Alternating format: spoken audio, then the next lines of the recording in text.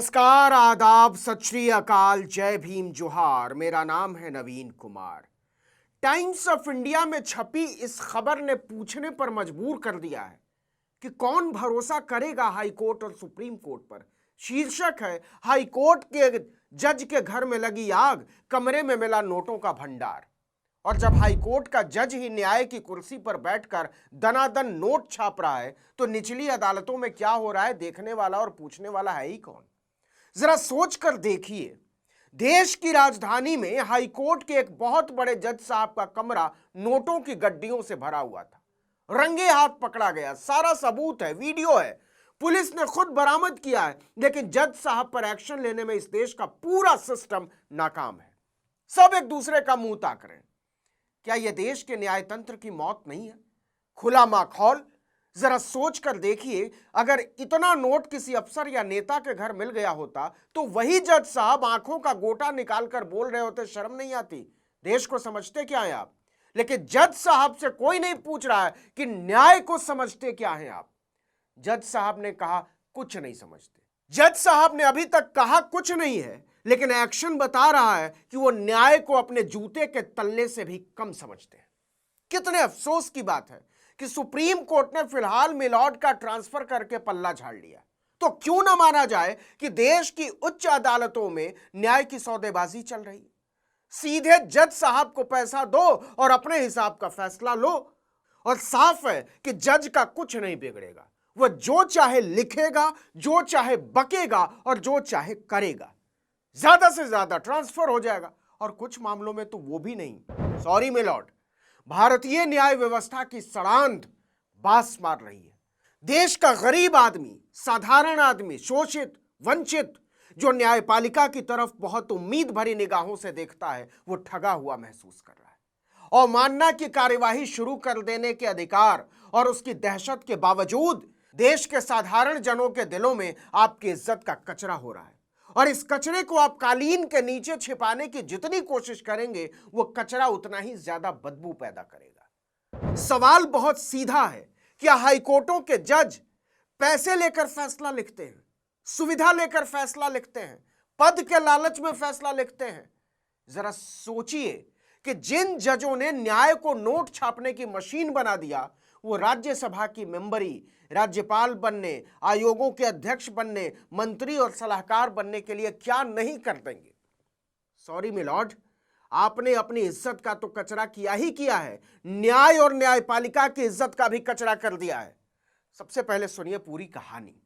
Delhi high court के एक बहुत बड़े जज हैं, जस्टिस यशवंत वर्मा। है नहीं बल्कि थे कहना ज्यादा उचित होगा, अब वो इलाहाबाद हाई कोर्ट के माननीय न्यायाधीश हैं। जस्टिस यशवंत वर्मा। दिल्ली में बहुत बड़ा सरकारी बंगला मिला हुआ था। नहीं, नोट छापने के लिए नहीं, रहने के लिए, रिहाइश। इस छापेखाने का राज कभी नहीं खुलता अगर उनके बंगले में आग न लगी होती। और आग लगी तो लगी, जज साहब छुट्टी पर न गए होते। बुरा हो घर वालों का जिन्होंने आग बुझाने के लिए पुलिस और फायर ब्रिगेड को फोन कर दिया। टाइम्स ऑफ इंडिया की रिपोर्ट में लिखा है कि आग बुझाने के बाद जब बचाव दल अंदर गया तो एक कमरे में नोटों का अंबार देखकर उनकी आंखें फटी की फटी रह गई। अफसरों ने इतनी भारी मात्रा में नोटों की गड्डियां कभी नहीं देखी थी। सोच लीजिए कितना रुपया रहा होगा।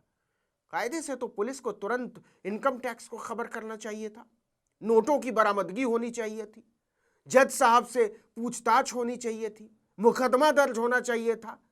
लेकिन भारत में जजों का कुछ नहीं बिगड़ता, और हाई कोर्ट और सुप्रीम कोर्ट के जजों का तो कुछ भी नहीं बिगड़ता।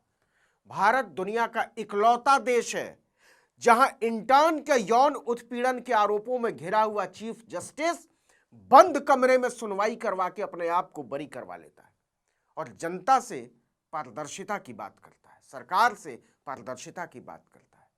खैर, मामला देश की राजधानी में हाई कोर्ट के इतने बड़े जज से जुड़ा था। पुलिस वालों की क्या औकात कानून और प्रक्रिया के पालन के बारे में कल्पना भी करने की। ये सब आम आदमी के लिए होते हैं। टाइम्स ऑफ इंडिया की खबर के मुताबिक मौके पर मौजूद पुलिस अफसरों ने अपने सीनियर अफसरों को बताया कि सर, मिलॉर्ड के कमरे में नोटों का पूरा पहाड़ मिला है, क्या करना है।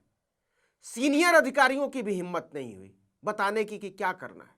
बात पुलिस कमिश्नर तक पहुंची, कमिश्नर ने मिनिस्ट्री को बताया और फिर खबर पहुंची कानून मंत्री तक, और कानून मंत्री ने चीफ जस्टिस ऑफ इंडिया को बताया कि आपके लाल ने कमाल कर दिया है, न्याय का धोती फाड़ के रुमाल कर दिया है। मामले की गंभीरता को देखते हुए चीफ जस्टिस संजीव खन्ना ने तुरंत कॉलेजियम की बैठक बुलाई और कॉलेजियम ने सर्वसम्मति से न्याय क्या किया? सर्वसम्मति से, सुनिएगा, जस्टिस यशवंत वर्मा का तुरंत तबादला करने का फैसला किया।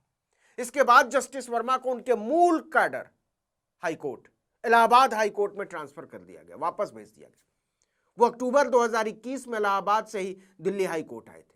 मतलब न्याय की कुर्सी को नोट छापने की मशीन बना देने वाला बाकायदा जज बना हुआ है। सॉरी माननीय मिलॉर्ड, लेकिन इस देश की साधारण जनता के मन में भी एक बहुत बुनियादी सवाल है कि क्या भारत में पैसे ले देकर अदालतों के फैसले लिखे जाते हैं? और अगर नहीं तो नोटों के पहाड़ पर सोने वाला जज जिसने न्याय के पूरे तंत्र का मुंह कालिक से पोत दिया है, वो अभी तक माननीय कैसे बना हुआ? क्या गजब की बात है कि न्याय की मशीन से नोट छापने वाले जज साहब की करतूतों पर सुप्रीम कोर्ट के सबसे बड़े मिलॉर्ड चुप हैं, प्रधानमंत्री चुप हैं, कानून मंत्री चुप हैं, पुलिस और न्याय की संहिताएं चुप हैं। तो कौन सा न्याय करते हैं आप और कौन से न्याय की बात करते हैं आप, जब आप खुद न्याय को अपने जूते के तल्ले से ज्यादा कुछ नहीं समझते?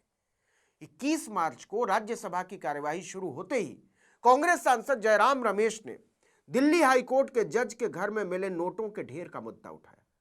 लेकिन सबको पता है कि यह केवल रस्म है, होना कुछ नहीं है। जजों का कुछ नहीं होता, चाहे आप न्याय का नाड़ा खींचकर उसे पुलिया के नीचे ही क्यों न खींच लें। Of huge amounts of cash unearthed at the residence of a judge of the Delhi High Court. Earlier, 50 members of parliament have submitted a notice to you regarding certain remarks that were made by a judge of the Allahabad High Court. You yourself have repeatedly called into question the urgency for judicial accountability. You have in fact directed the leader of the House on this issue. Sir, I request that you please make some observations on this and give necessary directions to the government to come up with a proposal for increasing judicial accountability. अब समझिए कि इस मामले में आगे क्या होगा, क्या हो सकता है। यह मामला ट्रांसफर पर भी खत्म हो जाएगा या जस्टिस वर्मा पर कुछ एक्शन होगा? यह इस बात पर निर्भर करेगा कि सुप्रीम कोर्ट इस मामले में अपने स्तर पर होने वाली जांच में क्या निष्कर्ष निकालता है। अपने स्तर पर कॉलेजियम उनसे चाहे तो इस्तीफा मांग सकता है। इस्तीफा न देने पर संसद में उनके खिलाफ महाभियोग लाया जा सकता है। आपको बता दें कि सुप्रीम कोर्ट या हाई कोर्ट के जस्टिस को महाभियोग के जरिए ही उनके पद से हटाया जा सकता है अगर वो इस्तीफा खुद न दे तो। टाइम्स ऑफ इंडिया की रिपोर्ट के मुताबिक 5 जजों वाले कॉलेजियम के कुछ सदस्यों का मानना था कि इतनी गंभीर घटना पर सिर्फ तबादले से काम नहीं चलेगा। यह न्यायपालिका की छवि को तो धूमिल करेगा ही, साथ ही न्याय में लोगों के भरोसे को भी कमजोर करेगा। इसलिए जस्टिस वर्मा को इस्तीफा देने के लिए बोला जाना चाहिए। लेकिन फिलहाल जस्टिस वर्मा जज होने के भरपूर मजे लेने के पात्र बने हुए हैं। आप चाहें तो ऐसी अनुकरणीय पारदर्शिता के लिए भारत के चीफ जस्टिस को थैंक यू योर लॉर्डशिप बोल सकते हैं। न्याय के तंत्र में आम नागरिक का विश्वास आपके कदमों में पड़ा हुआ है मिलॉर्ड। इस वीडियो में इतना ही, लेकिन अगर आपने आर्टिकल 19 इंडिया को अब तक सब्सक्राइब नहीं किया तो फौरन कर दीजिए, बेल आइकॉन दबाइए, घंटी जैसी आकृति, लाइक कीजिए और कमेंट करके बताइए हमारा वीडियो आपको कैसा लगा। हमारा ट्विटर हैंडल है article19_India और मेरा ट्विटर हैंडल है नवीन जर्नलिस्ट।